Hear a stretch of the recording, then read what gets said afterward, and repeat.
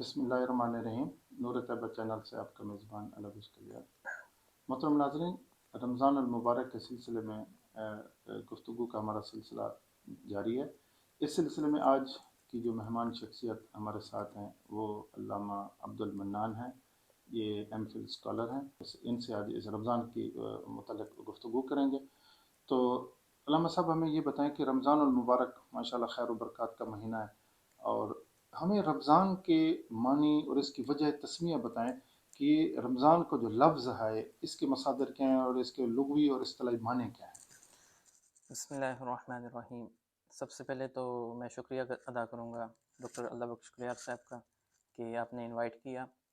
تو رمضان المبارک جس طرح اپنی رحمتیں، اپنی برکات، اپنی نوازشات ہم پر لٹا رہا ہے، تو اللہ رب العزت سے دعا ہے کہ ہمیں بھی ان رحمتوں سے مالا مال فرمائے۔ رمضان المبارک یہ بیسیکلی جو اس کا میننگ ہے، اس کا لغوی جو معنی ہے وہ یہ رمضان، یہ رمض سے نکلا ہے۔ اسلامک منتھ ان کو پرانے عرب دان تھے ان سے لیا گیا ہے۔ تو جب وہ عربوں سے ان ناموں کو لیا گیا، جس طرح کا وہ سیزن ہوتا تھا، جس طرح کا وہ موسم ہوتا تھا، اس اسلامک منتھ کو اس موسم کے ساتھ ریلیٹ کر دیا جاتا تھا۔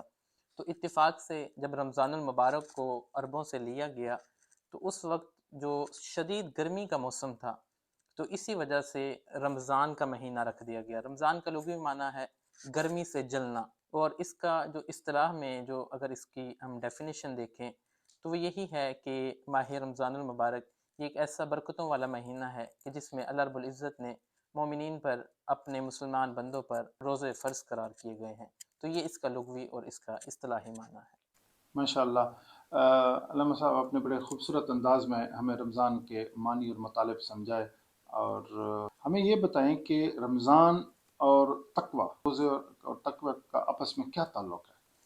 دیکھیں، رمضان المبارک کا مہینہ جو ہے، اس میں جو اللہ رب العزت نے روزے فرض قرار دیے ہیں، اس کی بیسک وجہ، جو بیسک اس کی لاجک ہے وہ یہی ہے کہ جس طرح اللہ رب العزت نے قرآن پاک میں ارشاد فرمایا کہ یا ایھا الذین آمنوا کتب علیکم الصیام کما کتب علی الذین من قبلکم لعلکم تتقون، کہ اے ایمان والو، تم پر روزے فرض کیے گئے ہیں جس طرح تم سے پہلے لوگوں پر فرض کیے گئے تھے۔ اور خود ہی فرما دیا گیا کہ ان کو فرض کرنے کی جو وجہ ہے وہ یہی ہے کہ تم تقوی والے بن جاؤ، تم متقی بن جاؤ، تم پرہیزگار بن جاؤ۔ جب بندہ صبح سے لے کر شام تک بھوک کی حالت میں رہے گا، یا اپنے آپ کو گناہوں سے بچائے گا اور بری باتوں سے، فحش گوئی سے جب بچے گا، اور اس کا یہ ایمان پختہ ہوگا کہ مجھے اللہ دیکھ رہا ہے، مجھے کوئی دیکھنے والی ذات ہے، تو پھر وہ تقوی کی اعلیٰ صفات پر فائز ہو سکتا ہے۔ ماشاء اللہ۔ یعنی کہ مولانا صاحب آپ نے بتایا کہ روزہ جو ہے وہ اس کی جو روح ہے، جو بنیاد ہے، اس کی جو فرضیت کی رب العزت نے جو فرض فرمایا، اس کی جو فرضیت کی جو روح تھی وہ یہی تھی کہ مومنین تقوی کے حصول کے لیے کوشش کریں اور تقوی تک پہنچنے کی کوشش کریں۔ علامہ صاحب، تقوی جو ہے اس کی وسعت کیا ہے؟ اس کا دائرہ کار ہے کیا؟ تقوی بذات خود تقوی کیا ہے؟ اس کے کیا معنی ہے؟ بالکل، جس طرح یہ ہم نے بھی لفظ سنا ہے کہ تقوی حاصل کر لو یا تقوی پالو، اور روزے کی بھی جو وجہ بتائی گئی وہ تقوی ہی بتایا گیا۔ تو تقوی کا جو لغوی معنی ہے، اگر ہم لغت میں دیکھیں تو اس کا میننگ یہ بنتا ہے کہ اپنے نفس کو خوف کی چیز سے بچانا، یہ اس کا بیسک لغوی معنی ہے۔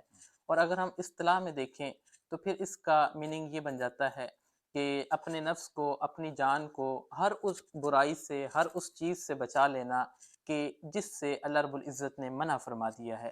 یعنی خلاصہ کلام یہ نکلا کہ اللہ رب العزت نے جس کام کے کرنے کا حکم دیا ہے اس کام کو کر لینا، بجا لانا، اور جس کام سے منع کیا ہے اس کام سے رک جانا، یہی تقویٰ کہلاتا ہے۔ ماشاء اللہ، ماشاء اللہ، بہت خوبصورت انداز میں علامہ صاحب آپ نے ہمیں تقوی کے معنی بتائے۔ یقیناً یعنی اس کے یہی آپ کہنا چاہتے تھے کہ یعنی حلال و حرام کی جب انسان تمیز کر لے اور ان حرام سے بچے اور حلال کے لیے جدوجہد اور کوشش کرے، تو یہ صرف زندگی کے بقیہ جتنے زندگی کے دائرہ کار ہیں، جتنے زندگی کے بقیہ شعبے ہیں، یہ سب میں تقوی لازم ہونا چاہیے۔